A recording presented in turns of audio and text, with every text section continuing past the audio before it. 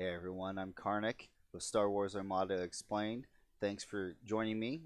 Today we have another interview, this time with someone who placed 6th at the Worlds 2019.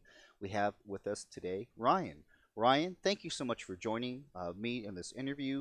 Could you explain a little bit about yourself and about how you started Armada, what got you into it? Yeah, no problem. I'd like to start by going on saying, I'm really glad you've been doing these interviews. It's been it's been really interesting to Oh, thank you. see and hear people talk about their experiences and where they think the game's going. So thanks very much, Derek. Yeah, Karnak. absolutely. And I've been getting a lot of comments about that as well. As a lot of people don't get into the mindset of these players who are really good. And I've been getting a lot of great feedback from the community saying how much they appreciate people like you, walking through the thought process. So sorry, I interrupted your question, but what got you into Armada and how long have you been playing? Sure. And I was the one who tried to kind of sidetrack us there, so no problem. To answer your question, though, I've been playing Armada pretty seriously for about the last 2 years. A little bit less than that. It actually really got started when I moved down to the Texas, the Austin area. Um, Last see, that would have been June in 2017, I think, 2016. Can't do any math anymore. But anyway, I moved down to Texas, and you know, I had previously kind of bought a fair amount of stuff, but I didn't really have a local community where I was living at the time. But I've been a Star Wars fanatic for forever. So I saw capital ship combat, and I was sold. I want to put the big angry triangles on the board. I want to play ISDs. I want to mess around with the rebel fleets. But I saw the ISD and I was sold. Yeah, So I bought a bunch of stuff, and I just never got any games. same with me. Star Wars Armada was my first big miniature game that I ever got into, and man, I've been happy with it. I haven't looked back since. And the fact that you've only been playing 2 years, I mean, the fact that you made six, that's phenomenal. Considering that some of these people who've been top five have been, placing there year after year after year. I just think it's great that it just proves that it doesn't matter how long you've been playing, everyone has a chance of making it to the top. So tell me a little bit about the fleet list that you took to Worlds and why did you choose to bring that list? Sure.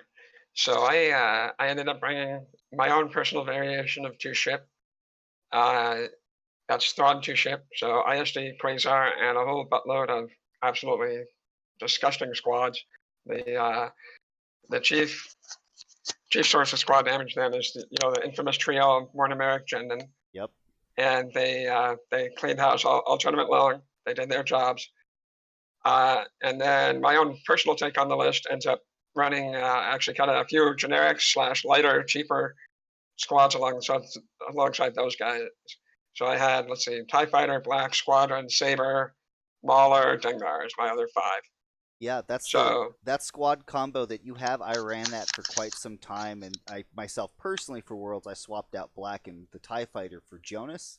But like mhm, as you mentioned, everyone kind of has a personal preference, and by no means like that. Having the two generics doesn't mean they're any worse. It's just it's different, and having that Black Squadron there is just as an extra meat shield, especially for like Dengar. Can't yep, undervalue that. yeah, no, that I'd love to fit in, say like a Tempest squad instead of Black, just for both being a little bit meatier, a little bit extra ship damage if it's a squad light matchup. But the points just aren't there, unfortunately. So it really does kind of end up boiling down to here are I must have run, I don't know, at least 10 or 12 different variations when I was testing my two ship variant before regional season, before I finally settled on, okay, this is the squad combo that I really like the best, and this is what I'm Mm-hmm. going to run. So you had played essentially this squad list then for a couple months then before Worlds.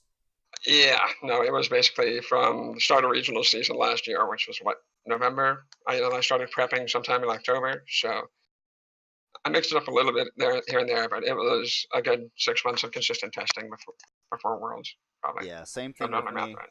I'd been flying two ships since back in August of last year, and just like with anything, it doesn't matter. You can practice with a list, but at the end of the day, you still gotta make good decisions, and you still gotta play really well, which obviously you demonstrated. Now, I'm really curious about your choice of yellow. Why did you go with contested outpost compared to most other people? They went with fighter ambush. So contested outpost for me is really a call on any kind of, especially MSU or smaller ship list that, you know, if someone spreads out a bunch, and if I get outbid, there's a solid chance that they can rate out the price turn, and that obviously starts to get pretty ugly. I want them to be forced to come to me, and I want them to be, if they're not going to do it quickly, I want them to be punished for that. Add to that that, while yes, contested outpost does dictate to a large degree what your deployment options are, it still gives a lot more flexibility than something like fighter ambush, where okay, well, here's the Quasar and here's the ISD and done. You don't get any real indication. You don't get any real indication of where your opponent is going to be going unless it's another 2-ship variant or something like that. And I like having at least some information about where the bulk of my opponent's fleet's going to be, especially with Pryce, who is so very timing dependent. I don't like having no information going into the deployment game. That's a very fair point. I definitely feel like, depending on what your playstyle is, you definitely could take either yellow. But after hearing your explanation of contested outposts, that definitely is a very good counterpoint. Is that by this point, as you mentioned, people kind of know and understood Pryce going into Worlds, and that if they already had that counter plan to that, well, yeah, you need to punish them and rack up points. If they want to wait, well, then you can just wait and you just get 20 points a turn. That's very, very intelligent thinking. And of course, for your red, you went with my personal favorite for 2-ship close range intel scan. It's such a huge benefit. If you are going second, it really only helps you. It doesn't really help the first player. Yeah, and really, I wish there was a stronger red there. I really do. I had tried precision strike when I had been running, a heavier bomber component, and that was all right. But there, I think I had a few experiences where that was just too much of a risk, where you had chances. Yeah. Here's this comm noise, and crap, I'm going to zero, and I've already activated, and here's my opponent railing on me for a turn. That kind of problem it's just too much of a risk, too random. I wanted something that was more consistent. Right. And then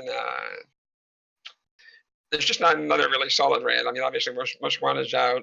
Gunnery Teams doesn't do any, or Advanced Gunnery doesn't do any good with Gunnery Teams on the ISD. So I'm excited to see what ends up happening with all the new scenarios from what's it called, Rebellion in the Rim, right. RR, and see if that opens things up. But as you said, it's points pretty much exclusively for you, and it's probably more importantly for me is that you have those gas clouds. You have those gas clouds for the Quasar to hide behind, and that really can be clutch in a few matchups. I definitely, that objective, as you mentioned, there's not a whole lot of other reds you can take. Of course, there's always debate on that, but I'm in agreement. I think if you're playing 2-ship close range intel scan is a safe bet. And of course, you get those dust clouds, which really helps, as you mentioned, shield your Quasar Fire.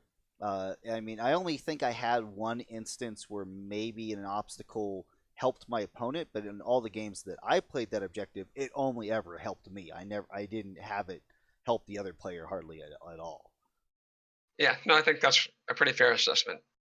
And a lot of the times I end up seeing my opponent, I'll place station, opponent grabs one dust cloud and sticks it on a fire off corner, and then I get to place one other meaningful dust cloud, and then the rest of the obstacle deployment kind of depends on where that one dust cloud ends up going. So it also can kind of dictate where the battle is going to be, which can be beneficial too. True, and if nothing else, having the additional obstacles, all it does is give Brunson, more opportunities to trigger. It just gives you more flexibility. Which is, yeah, really great. That's a really great aspect of it too, for sure. Cool. Well, I don't really have. I think 2-ship, has not only been talked to death, on a lot of other blog sites or anything like that. Obviously, it's the pretty cut and dry, aspect of 2-ship, as we know with Thrawn. The double dials, you can't slice away the squadron command. You've got Pryce, waiting in the wings to do what she needs to do, and of course, the Quasar Fire, the boosted comm, Squall, flight controllers, Brunson combo, and of course the MMJ, which by this point is definitely something that everyone recognizes that it's pretty much the only bomber ball that you need for Imperials. Why bring TIE bombers when you can just bring those two who can pretty much roll 6 to 8 damage usually by themselves? There's just. Yeah, it's really difficult for Imperials right now to not bring MMJ, because to invest into any other squadron ball is just so ineffective. Yeah, and I think ineffective. I'd also add Prince inefficient. Having to have that bomber command center for a little bit for the extra liability on the dice when MMJ bring their own reliability. That's just it's a game changer, especially when we already have this added tax on the effective tax on the Gozanti that's 5 points more than the GR75 on the Rebel side. It's really hard to make that call. Yeah, especially that, and especially since Rebels do have one or two more officers that really help boost their squadrons in anti-squadron or anti-ship roles. Yeah, it's just kind of for Imperials right now, we're in a little bit of a rut in regards to that. But like with anything, it doesn't mean that other builds are bad. It's just that nobody has really found, like with all things, a more effective way to present that. And of course, with the new expansions coming out, which we'll get into. We'll talk about that. So, as great as your list is, or not as great as your list is, depending on who you ask. Yeah. Let's talk about the top two. I know that when I was watching Dennis and Nathan playing, first of all, I was like, "Oh my God, there's no large ships. Oh my God, there's no Yavaris. Oh my God, is that an Archidans?" A little bit of madness. What's the world come to? Yeah. That was I hadn't seen Dennis's list up until the end, until I was sitting there watching the finals, and I wasn't quite sure what to make of it in the start. I really kind of had to sit there and think through how the list plays, how Senecor really opens up a lot of options before I really started to make sense. And then also sort of, I think if it was either your interview or maybe I think he might have done a write up talking about how he plays the list that really kind of cemented how it plays. So.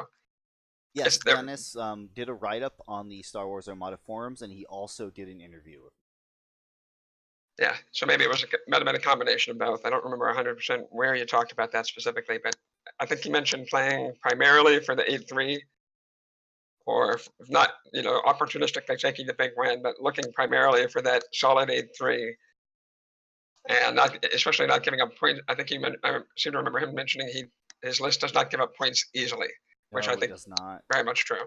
Yeah, I mean, you look at his list, it's like, okay, I can either go after a small ship, or even if you go after the Quasar, it's still only 70-something points. I mean, it's not a huge loss if he loses the Quasar.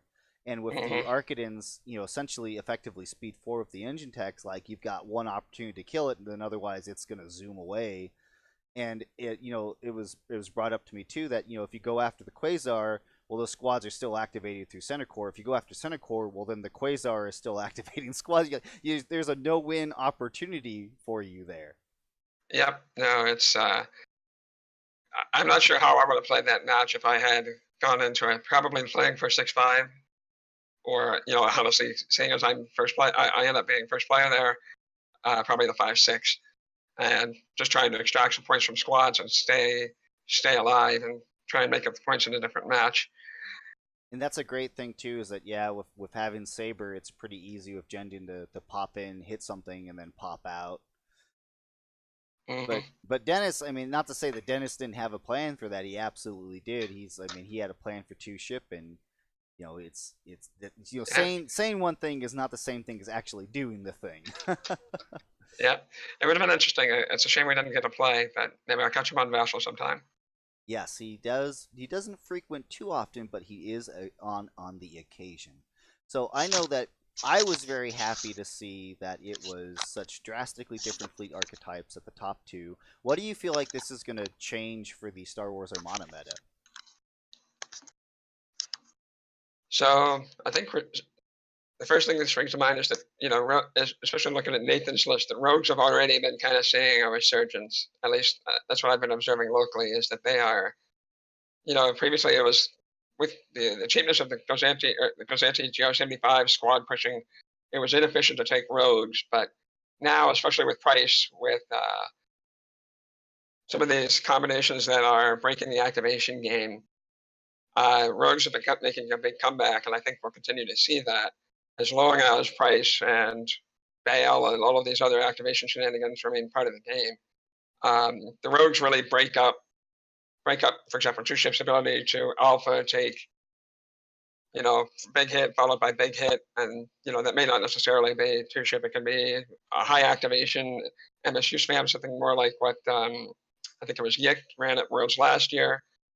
The rogues really have the ability to kind of define how the game is going to break down from turn to turn, because they have this guaranteed reaction to whatever's going on. And especially with Riken, with Admiral Riken, you're guaranteed, there's a solid chance that you're going to keep your key pieces alive to do work for at least that one key turn.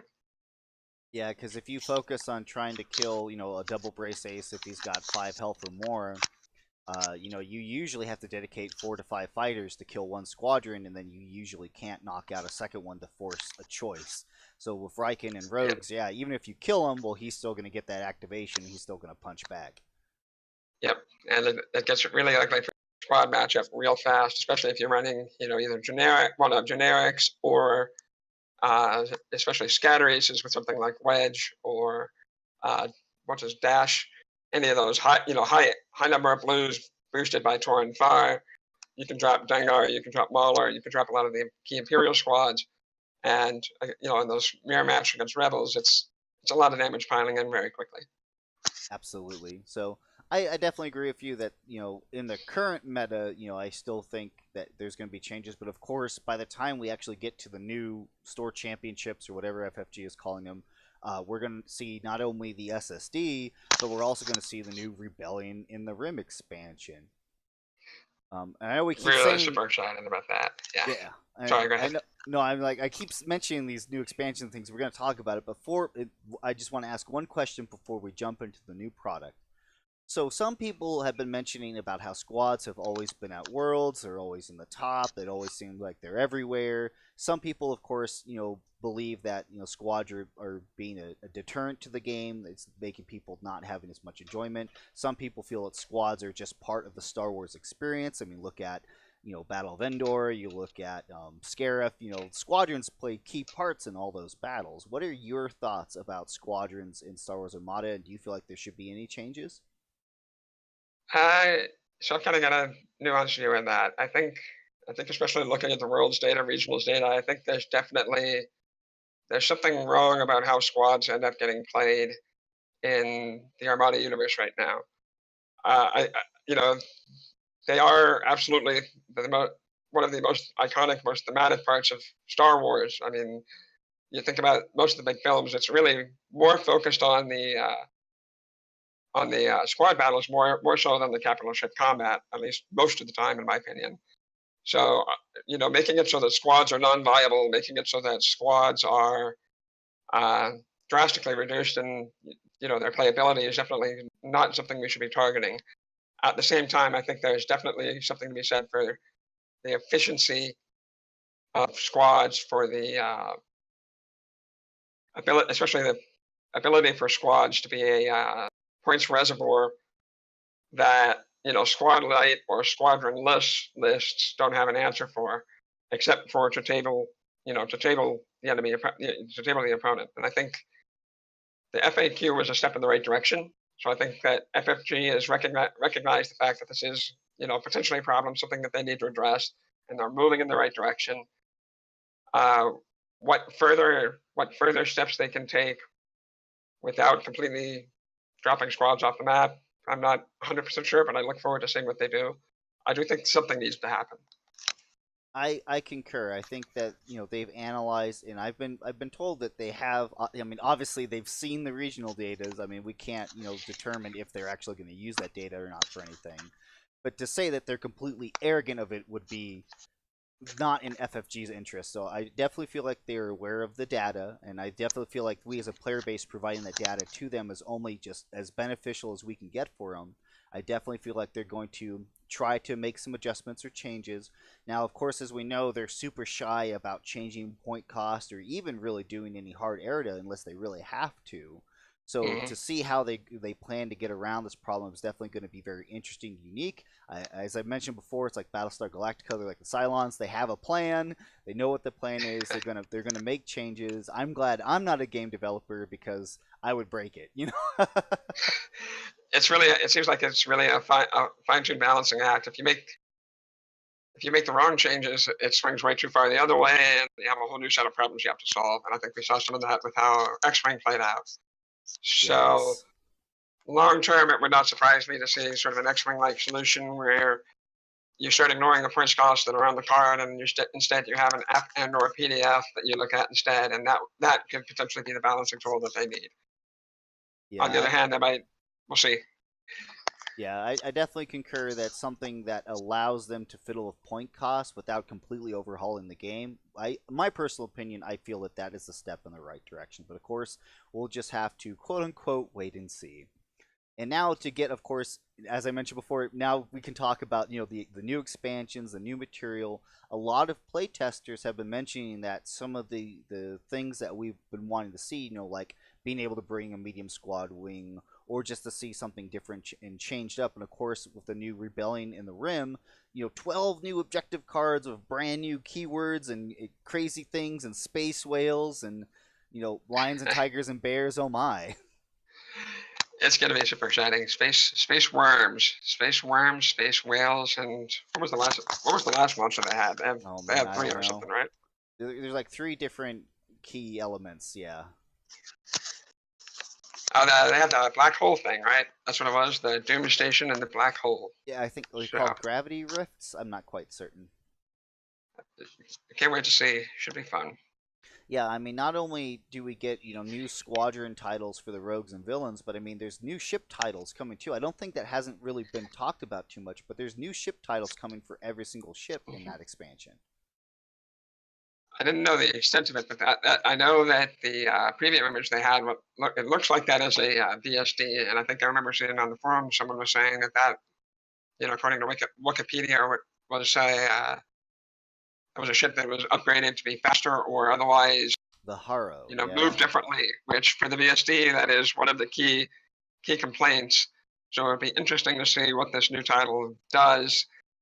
Because my very first tournament that I ever played in was 2 VSDs. I want to say either a Raider or an Architon, and then a Gozanti and like a medium fighter's wing. So I think you just hit all of the key points for things that do not work in the current meta. And I'd love to get back to something like that first list I first took to a tournament. So I'm hopeful that Rebellion in the Realm will make that happen. I definitely am excited to see what new ship titles they're bringing. They're going to help, make older ships more relevant. And it's not that those older ships are completely irrelevant, as in they're not good or useful at all. Every ship has a use, but in some aspects, yes, they do face some matchups that makes it so hard for them to be able to be competitive, as some people would prefer. Yeah, I think that's accurate. Because I know I love flying VSDs, but anything looks at them and like they instantly explode. Uvaris looks at it, it explodes. MMJ looks at it, it explodes. Whole lot of problems there. No defensive retrofit, and honestly, the fact that they're relatively.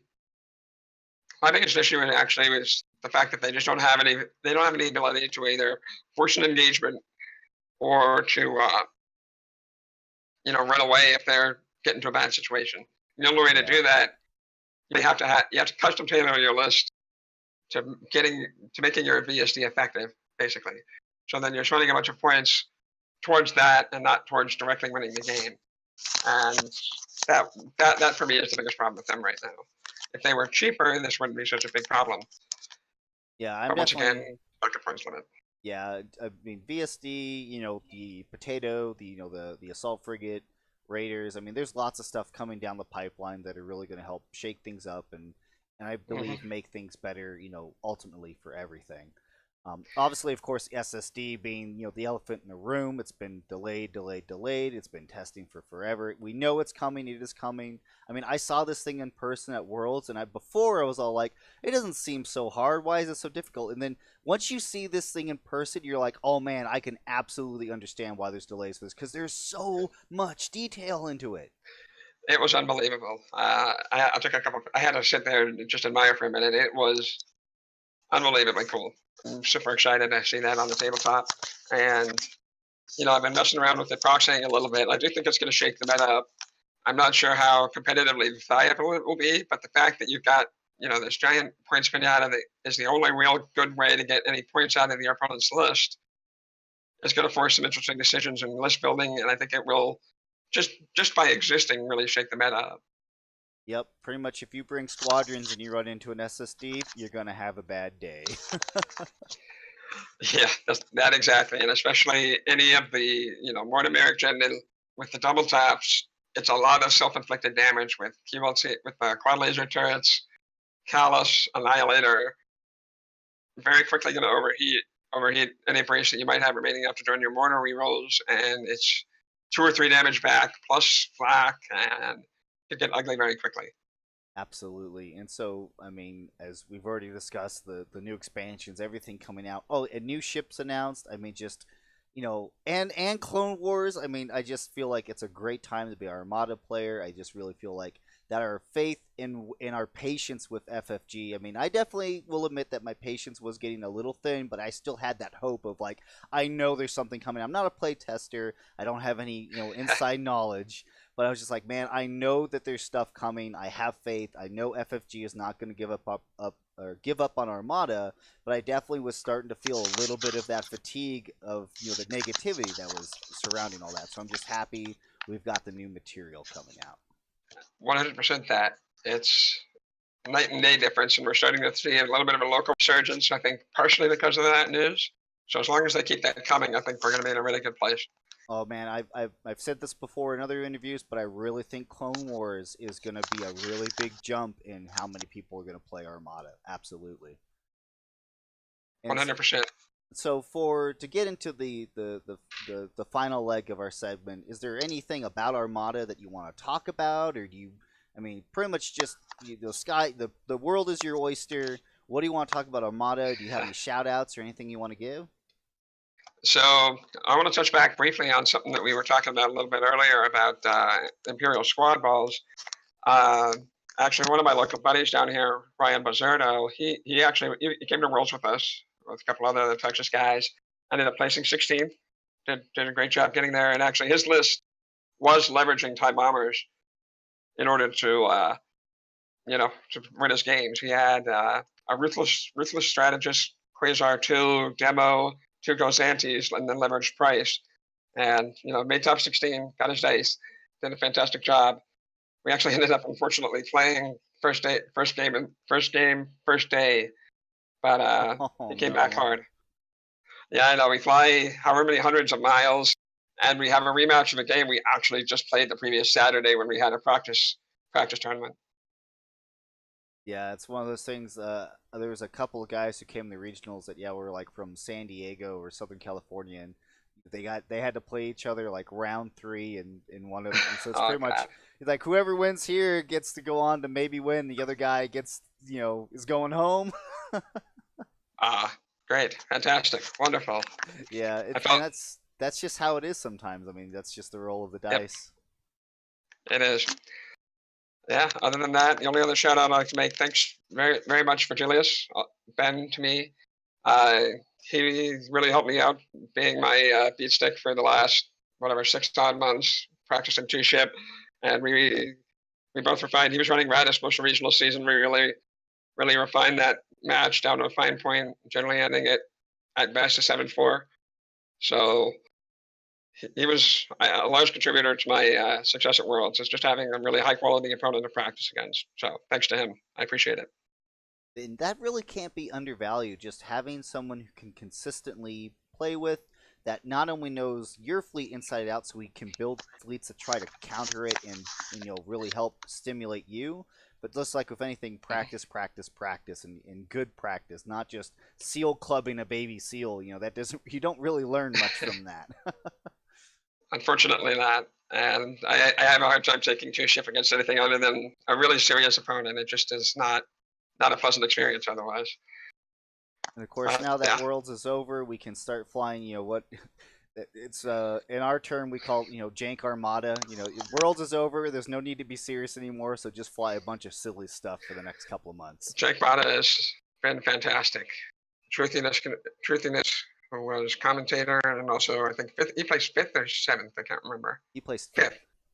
There we go. He had this Liberty flight controllers X-wing spam nonsense that he suggested, and I didn't actually get a chance to run it last night, but hopefully soon, next week.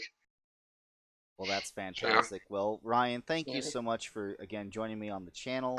I really do appreciate these interviews, coming on, taking time out of your life. Is there anything else you want to say before we wrap this up? I think I'm all set. Thanks very much for having me. It's been fun. It's been nice chatting, and hopefully I'll see you around on Vassal soon. Absolutely. Hey, you beat the crap out of me almost every single time we play, so that's how I get better. For my viewers, if you do have any comments you'd like to direct to Ryan, please leave a comment on YouTube video. I'll make sure that he knows about it. He can answer anything. As with always, I appreciate you guys watching, and I'll catch you next time.